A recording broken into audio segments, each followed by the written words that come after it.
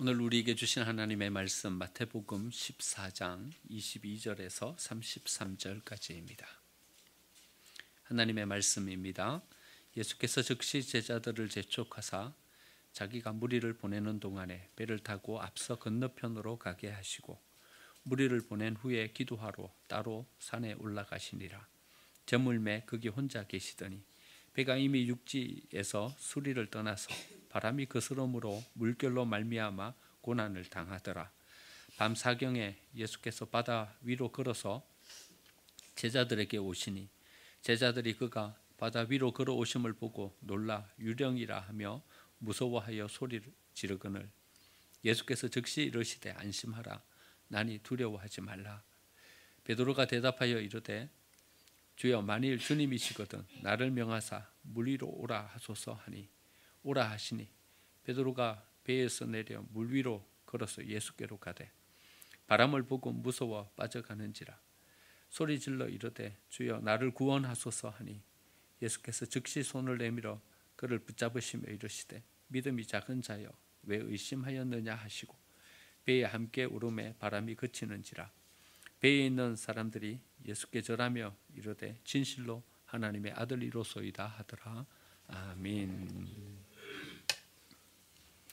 저희 계신 분들과 함께 인사 나누겠습니다. 집사님 뵈니 너무 좋습니다.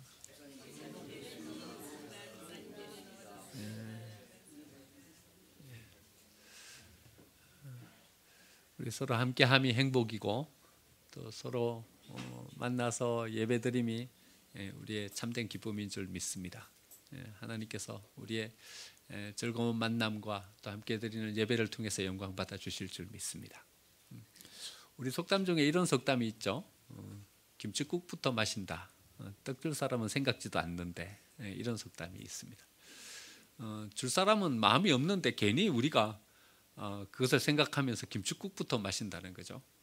괜히 매운 김치국 마시고 나면요 속만 쓰려요. 나중에 떡도 못 먹고 말이죠. 서로 마음이 통해야 된다는 거죠. 서로 마음을 알아야 된다는 거죠. 주려고 하는 사람의 마음과 또 그것을 받으려고 하는 사람의 마음, 이것이 서로 이렇게 맞을 때 뭔가가 이루어진다는 것이죠. 예수님의 오심을 기다리는 대림절을 보내고 있습니다. 하나님이 예수님을 우리에게 보내주신 것은요, 그 예수님을 통해서 우리에게 뭘 주시려고 하는 거예요.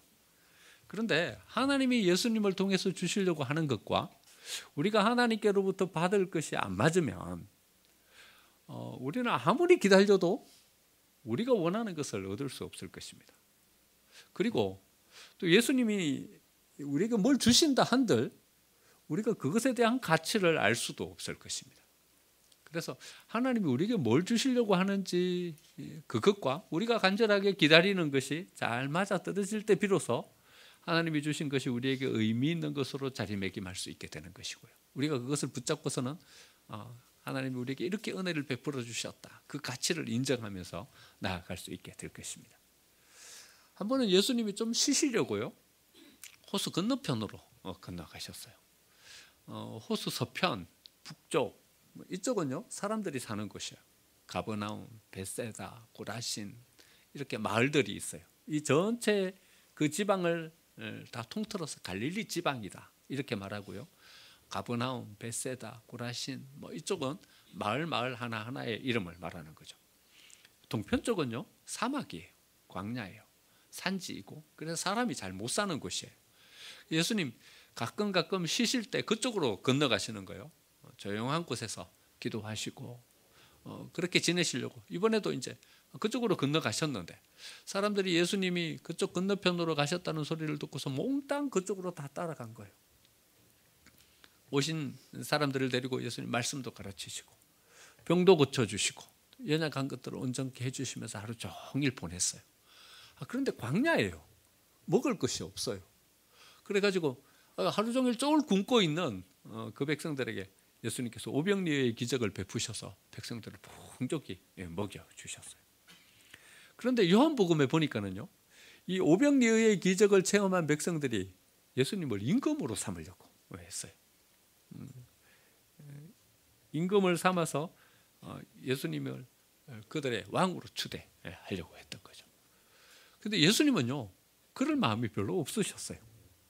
그러니까요, 백성들이 예수님을 향해서 가지고 있는 예수님을 추대해서 왕으로 세우려고 하는 그 마음과 예수님이 그들 가운데 서기를 원하는 자리는 전혀 다른 엉뚱한 자리였었던 거죠.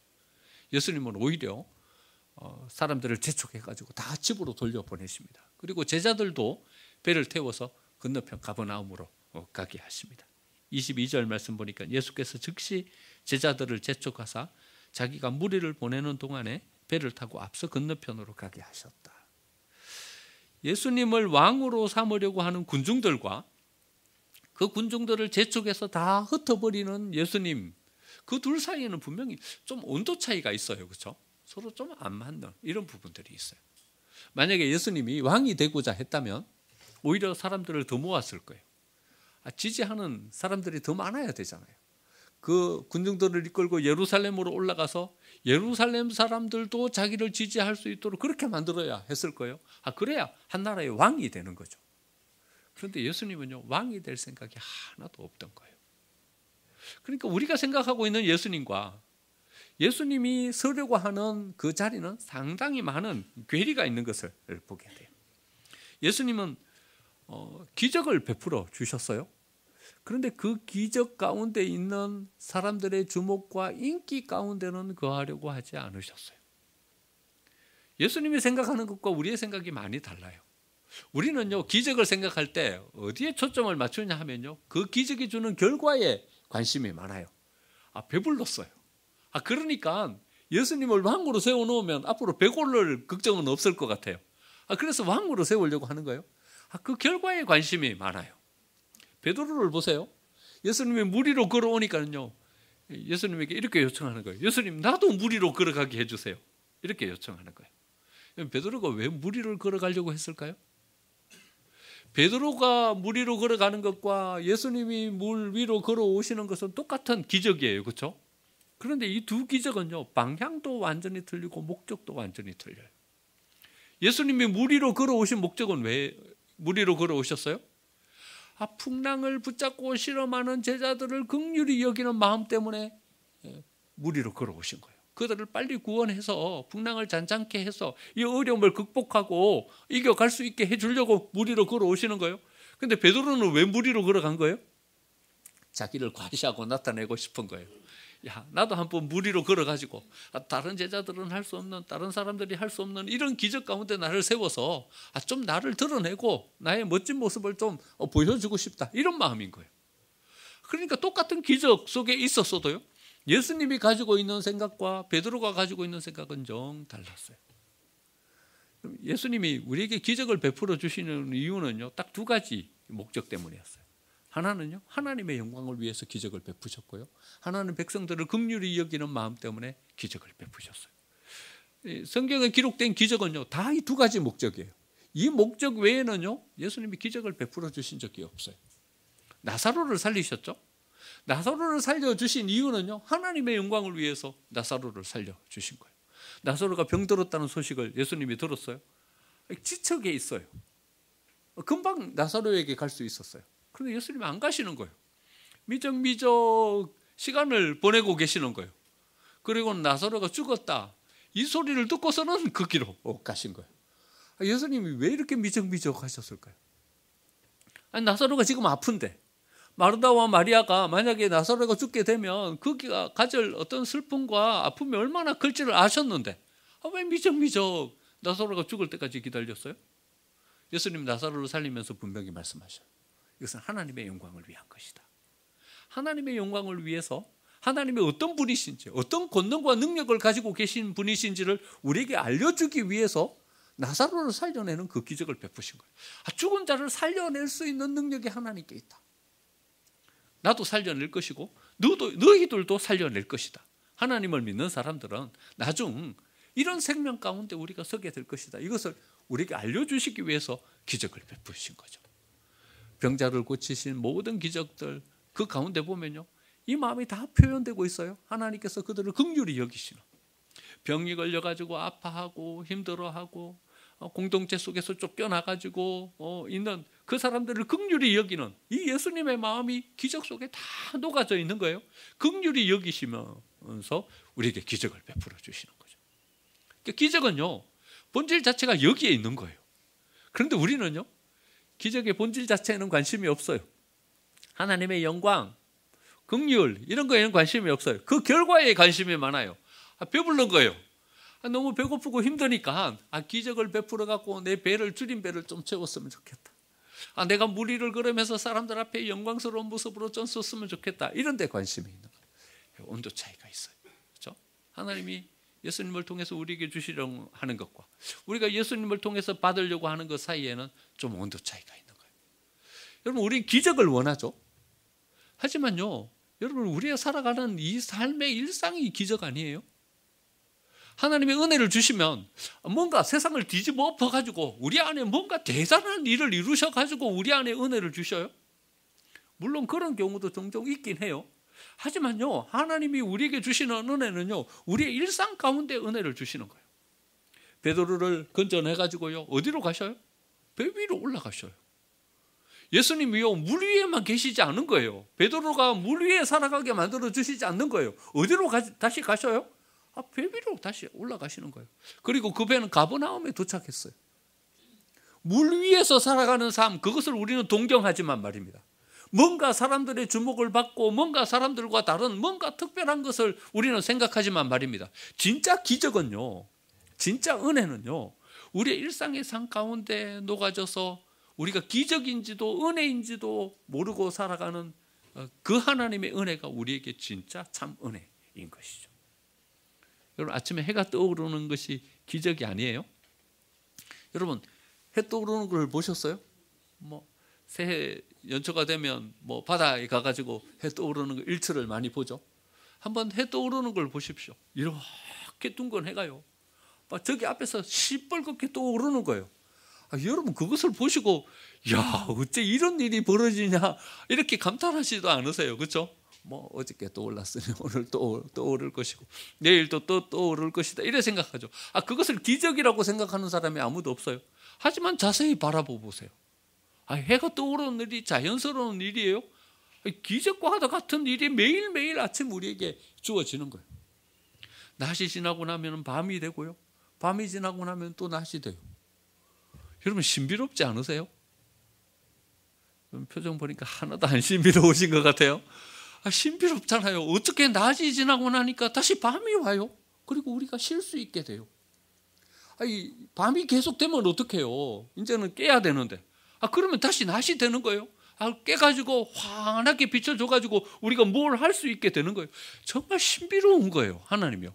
잠잘 때는 캄캄하게 아무것도 못하게 만들어주시고, 우리가 일어나서 뭘 하려고 그러면 이제 환하게 비춰줘가지고 뭘 할 수 있게 만들어 주시고 말이죠. 여러분, 맨날 해만 비쳐요? 어떨 때는 구름이 끼는 거예요. 그래갖고 비가 내리는 거예요. 여러분, 비가 안 내려보세요. 여러분, 이 세상 만물이 어떻게 되겠어요? 다 말라 비틀어져 갖고 사막이 돼버리고 말 거예요. 그런데요, 맨날 해만 비치는 것이 아니라 때가 되면요, 하늘에 구름이 끼갖고 비가 내려서요, 그 비를 통해서 만물이 생명을 얻고 소생하면서 살아가는 거예요. 정말 신비로운 거예요. 신비로운 거예요. 매일매일 기적과 같은 역사가 우리의 삶 가운데서 일어나는 거예요. 그런데요, 이건 우리는 일상이라고 생각해요. 비 오는 건요, 일상이에요. 그냥 낮이 되고 밤이 되는 건요, 그냥 일상인 거예요. 우리가 이 세상의 삶을 살아가는 건요, 그냥 일상인 거예요. 우리를 사람을 바라볼 때요, 의학자들은 물주머니라 그런대요.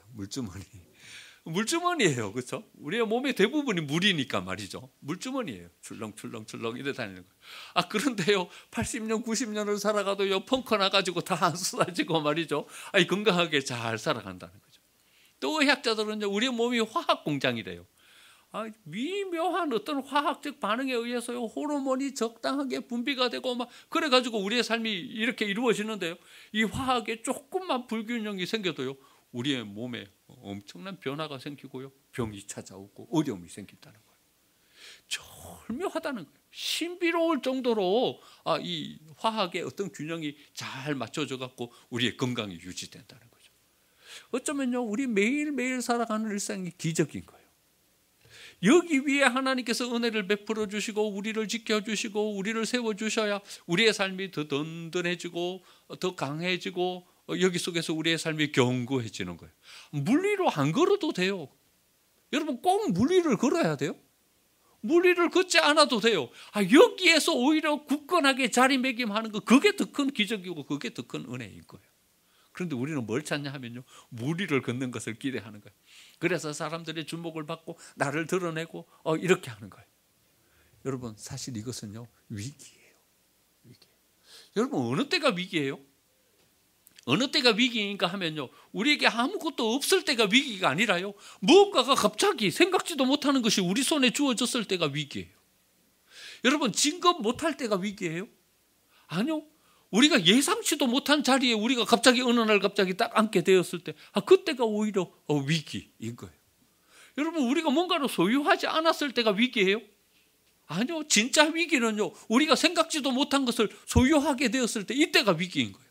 자기의 통제의 능력이 상실해 없어져 버려요. 스스로 자기 통제가 안 되는 거예요. 여러분 자기 통제가 안 되는 삶은 어떤 삶이에요? 브레이크가 고장난 차와랑 똑같은 거예요. 여러분 브레이크 고장난 차는요, 필시는 어디 가서 부딪히게 돼 있는 거예요. 자기 통제가 안 되는 삶은요, 핸들이 고장난 차와 똑같은 거예요. 필시는 얼마 가지 못해갖고 어디에 부딪히게 사고 나게 돼 있는 거예요. 진짜 위기는요, 여러분 우리의 삶의 일상이 든든하고 안전하게 지켜져 있을 때, 이때가 위기가 아니라요, 갑자기 우리가 뭔가 뜻하지 않은 기적과 같은 사건을 체험할 때, 그때가 오히려 우리에게 더 위기인 거예요. 하나님의 은혜는요, 우리의 삶이 든든하게 지켜지는 거예요. 우리의 삶이 견고하게 세워지는 거예요. 이게 기적이고 이게 은혜인 거죠. 그런데 이스라엘 백성들은 어떤 그리스도를 기대하고 있었어요? 세상을 뒤집어 엎을 그리스도를 기대하고 있었어요. 로마를요 하루아침에 쳐부수고요, 연약했던 이스라엘이 제국이 되어갖고 세계를 지배하는 이런 나라로 만들어줄 그리스도를 기대하고 있었어요. 이런 그리스도를 기대하고 있었으니까 예수님이 실제적으로 우리한테 와도 그분이 그리스도인지를 알지 못하고 십자가에 못 박는 우를 범하고 말았던 것입니다. 우리가 기대하는 예수님은 어떤 예수님이십니까? 우리 안에 뭔가 큰 기적을 베풀어 주셔가지고 우리의 삶을 뒤집어 엎을 그런 예수님을 기대하고 계십니까? 만약에 그런 예수님을 기대하고 있다면 말입니다, 2000년 전에 이스라엘 백성들이 예수님이 그들을 찾아오셨는데도 불구하고 예수님을 못 만났던 것처럼 우리도 예수님을 못 만날 것입니다. 예수님은요 우리의 일상 가운데 오셔요. 베드로를 이끌고 오히려 배를 타시는 거예요. 그 배 속에서 베드로와 함께 하면서 가버나움에 도착해서 거기에서 오히려 그들과 함께 하면서 계신 예수님이 진짜 예수님이신 거예요. 우리에게 나오시는 예수님, 그 예수님을 한번 진정으로 만나는 대림절이 되기를 간절히 축원드립니다. 제자들이 배를 타고 출발한 때는 저녁 때였어요. 요한복음의 도움을 좀 받으면 요한복음 6장 16절 보니까요, 저물매 제자들이 바다에 내려갔어. When evening came, 그러니까 저녁이 오고 있어요. 그때에 배를 타고 출발했던 거죠. 그런데요, 그들이 배를 타고 가버나움에 도착하지 못한 그때는요, 이미 날이 어두워진 때였어요. 요한복음 6장 17절 보면요, 배를 타고 바다를 건너 가버나움으로 가는데 이미 어두웠고 By now it was dark. 어두워졌다, 그렇게 말씀하고 있어요. 저녁에 출발했는데요, 밤 사경, 그러니까 새벽 3시가 되었는데도 아직 도착을 못했어요. 캄캄한 어두움이 그들 앞에 다가왔어요. 여러분 우리의 삶을 살아가다 보면요, 이런 어두움이 우리의 삶 앞에 닥칠 때가 있어요. 여러분 어둠을 경험해 보신 적이 있으세요? 도시에서의 어둠은요 진짜 어둠이 아니에요. 시골 가야 진짜 어두워요. 시골 가도요, 요즘 어두움은 어둠이 아닌 것 같아요. 진짜 어두웠을 때는요 60년 70년대가 진짜 어두웠어요. 그때는요 전기불도 없어, 다 호롱불이었잖아요. 밤이 되면요 그야말로 칠흑과 같은 어둠이 닥칩니다. 제 초등학교 다닐 때요, 겨울 방학이 되면 저희들 세상이 되는 거예요. 농한기라서요 별로 집에 일도 없어요. 방학은요 얼마나 긴지요? 12월 초 되면 방학해가지고 2월 초까지 방학이에요. 그야말로 학문을 놓는 시기예요.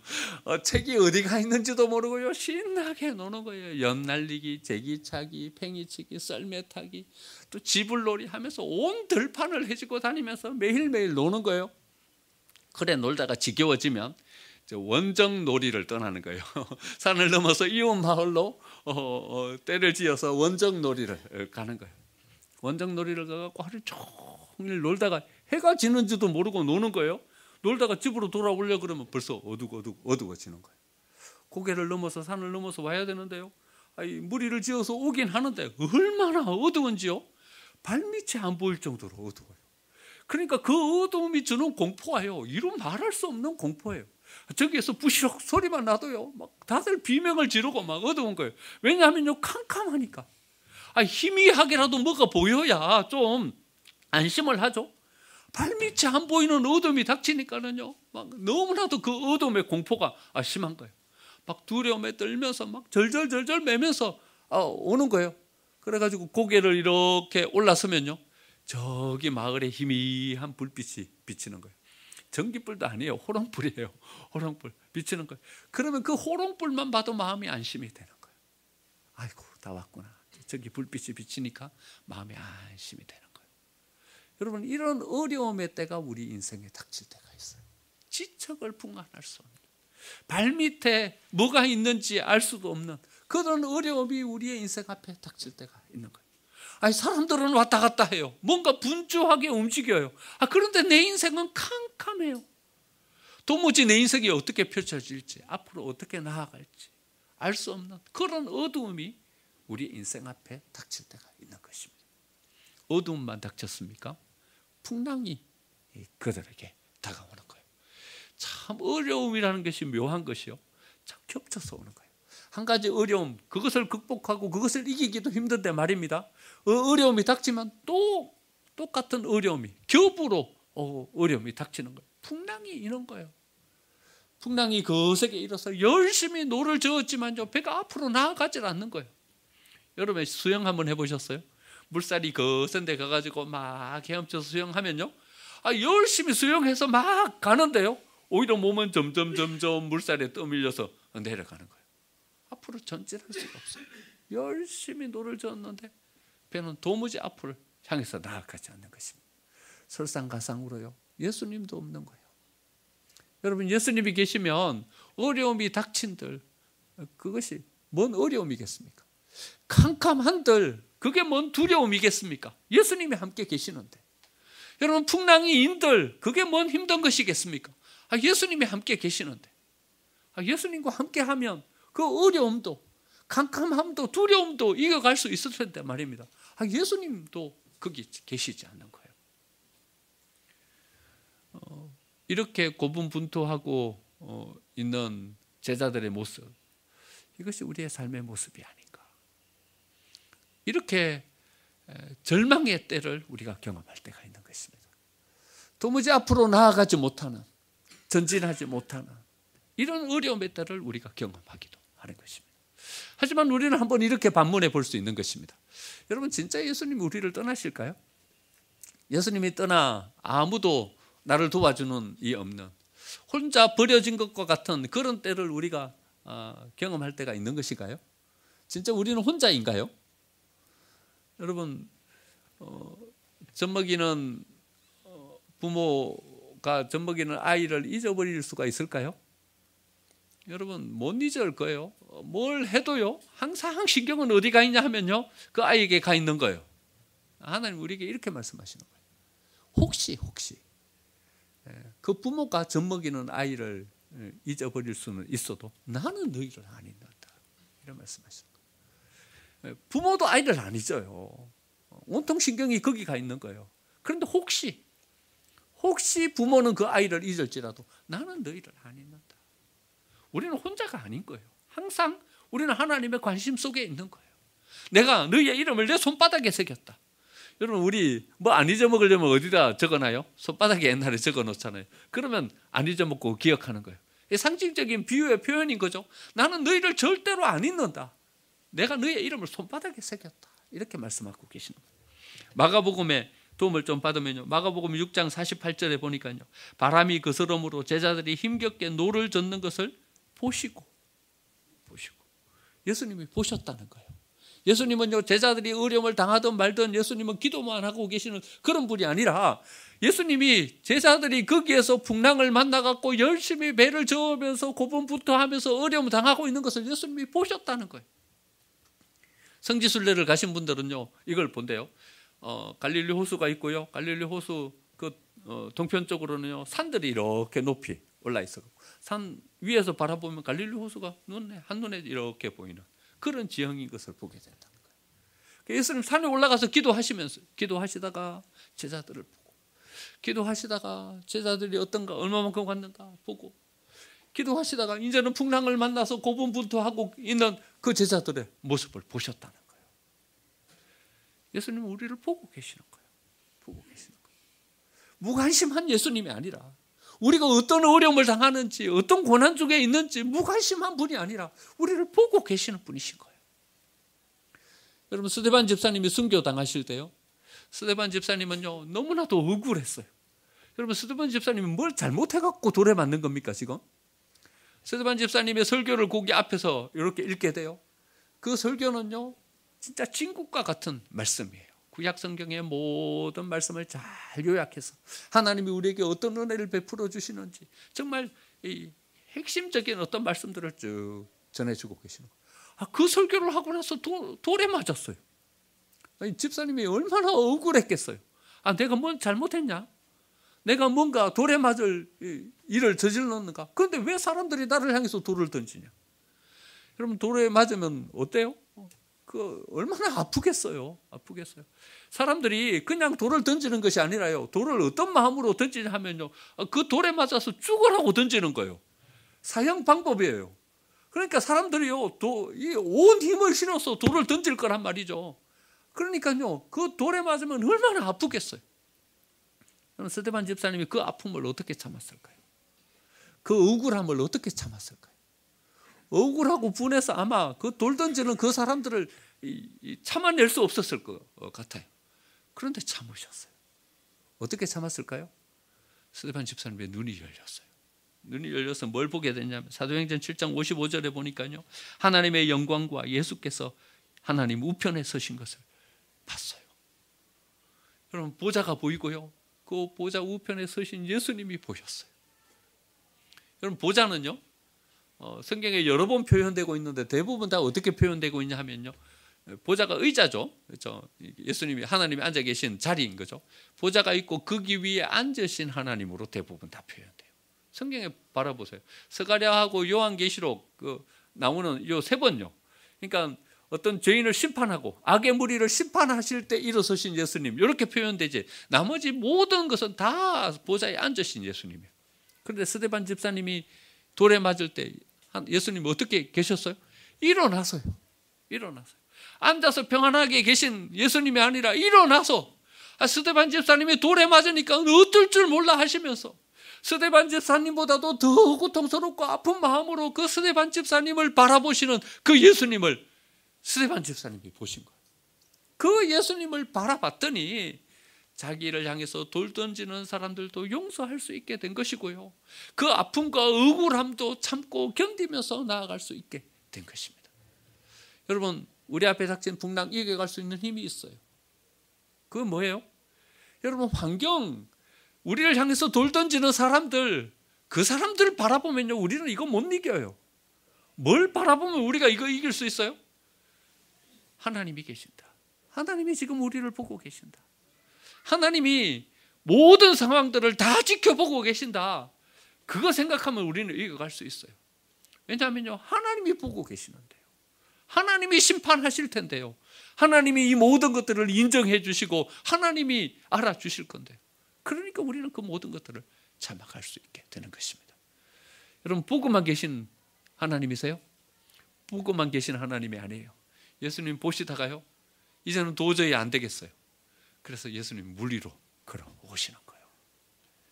25절 말씀 보니까 밤 사경에 예수께서 바다 위로 걸어서 제자들에게 오시니, 27절 말씀에 예수께서 즉시 이르시되 안심하라, 나니 두려워하지 말라. 제자들을 향해서 나오시는 예수님이에요. 여러분, 우리가 그것을 도저히 극복할 수 없을 때, 여러분, 극복할 수 있을 때까지는 안 오세요. 왜냐하면요, 우리를 바보로 만들지 않으시는 거예요. 무기력한 존재로 만들지 않으시는 거예요. 왜냐하면요, 하나님이 우리를 다 도와주시면 말입니다. 하나님이 우리에게 모든 것을 다 해주시면, 우리는 아무것도 안 해도 되면요, 우리는 바보가 되는 거예요. 아메리카 인디안처럼 되는 거예요. 호주 인디안처럼 되는 거예요. 무기력한 존재가 되는 거예요.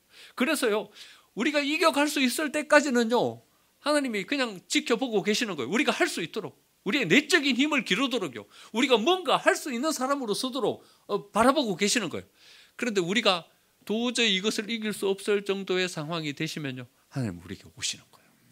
오셔서 이 모든 어려움들을 제하시고 우리를 인도해 주시는 거예요. 풍랑, 제자들이 이길 수 없으니까요, 풍랑을 잔잔케 만들어 주시는 거예요. 근데 문제가 있어요. 뭐 문제인가 하면요, 예수님은 오셨지만 제자들은 예수님을 못 알아봤다는 거예요. 그러죠? 여러분 26절 보세요. 제자들이 그가 바다 위로 걸어오심을 보고 놀라 유령이라 하며 무서워하여 소리 지르거늘. 예수님 오시는데 제자들 뭐라 그랬어요? 예수님인지 알았어요? 예수님인지 몰랐어요. 유령이다 이래 이야기하는 거예요. 아니, 불과 몇 시간 전에 오병리어의 기적을 베푸셨어요. 예수님이 어떤 분인지 자기 몸으로 체험했어요. 여러분 다른 기적들은 예수님이 행하셨어요. 귀신을 쫓아낼 때요, 예수님이 귀신 쫓아내셨어요. 병자 고치실 때요, 예수님이 병자 고치셨어요. 그런데 오병리의 기적은 누가 행했어요? 오병리의 기적은 누가 행했어요? 제자들이 행했어요. 제자들이 행했어요. 축사하시고 떡을 누구에게 나눠주셨어요? 제자들에게 나눠주셨어요. 그리고는 그 떡을 거기 모인 무리들에게 나눈 사람이 누구예요? 제자들이 나누었어요. 광주리를 들고 나아가서 나누는데요, 떡을 나누고 나서 보니까 여기에 또 떡이 생기는 거예요. 물고기를 나누었는데 분명히 여기 또 물고기가 있는 거예요. 여러분 그 가슴 벅찬 감동요, 그 기적을 누가 체험했냐면요, 제자들이 자기 손에서 체험한 거예요. 나누어줘도 또 있고요, 나누어줘도 또 있고. 이 기적을 누가 체험했냐면 제자들이 체험한 거예요. 그리고 확실하게 예수님이 어떤 분인지를 아신 거예요. 그런데 예수님이 오시는데요, 뭐라고 말하냐면요, 예수님이다 말하지 않고 유령이다 이러고 있는 거예요. 그 배에는 뭐가 있어요? 12광주리의 음식이 아직 여전히 그 배에 실려 있는 거예요. 그 12광주리 모아갖고 거기 다 버리고 왔겠어요? 배에 다 실었겠죠? 거기 자기 옆에 지금 오병리어의 기적의 흔적이 아직 여기 있는 거예요. 거기에 같이 12광주리를 가지고 배를 타고 가면서도요, 예수님이 오시니까 유령이다 그러는 거예요. 왜 예수님을 몰라봤을까요? 풍랑 때문에요. 왜 예수님을 몰라봤을까요? 캄캄한 칠흑같이 어두운 환경 때문에요. 환경에 사로잡히니까요, 어려움에 사로잡히니까요, 예수님이 눈에 안 보이는 거예요. 하나님이 우리의 마음속에 안 들어오는 거예요. 거기에 사로잡히게 되는 것이죠. 여러분 환경이 우리의 삶을 개선시켜 줄 수 있습니까? 사람들이 우리의 삶을 어찌 해줄 수 있습니까? 거기에 붙잡혀 가지고는요, 이 환경 극복 못합니다. 어디를 바라봐야 돼요? 예수님을 만나야 돼요. 예수님을 볼 수 있어야 돼요. 그래야 그 예수님이 우리의 환경과 어려움을 극복해 주시는 거예요. 그 예수님을 만나지 못하면 여전히 어렵고 여전히 힘든 거예요. 여러분 이런 얘기 아셔요? 시계와 톱밥 이야기.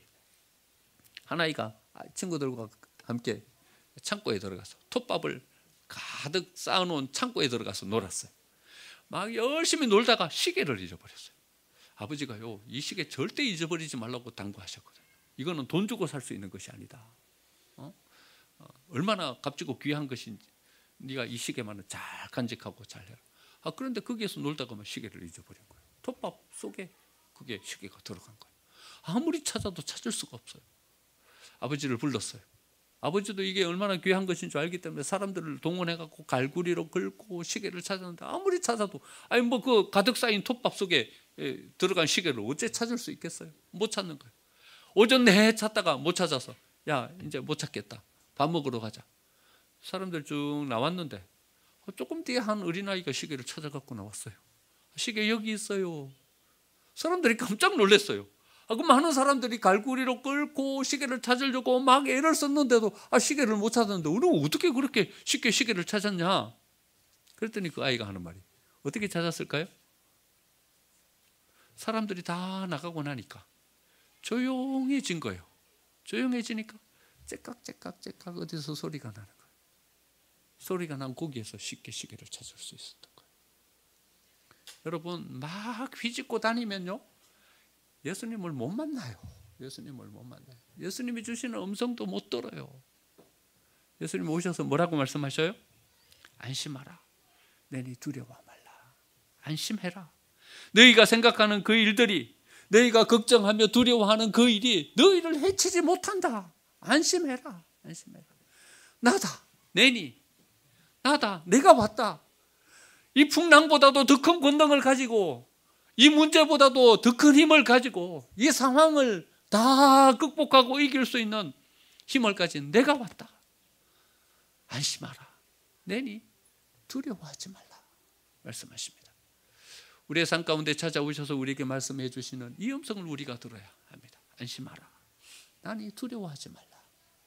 오늘 우리의 마음을 온전히 하나님께로 집중해서 나아가서 우리 한 사람 한 사람에게 말씀하여 주고 계시는 안심하라.